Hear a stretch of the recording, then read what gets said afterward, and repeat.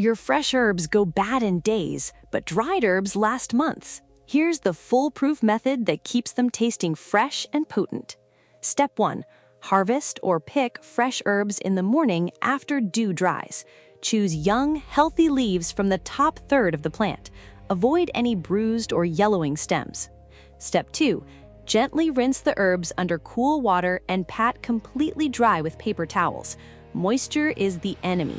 Any dampness will cause mold. Make sure every leaf is dry. Step 3.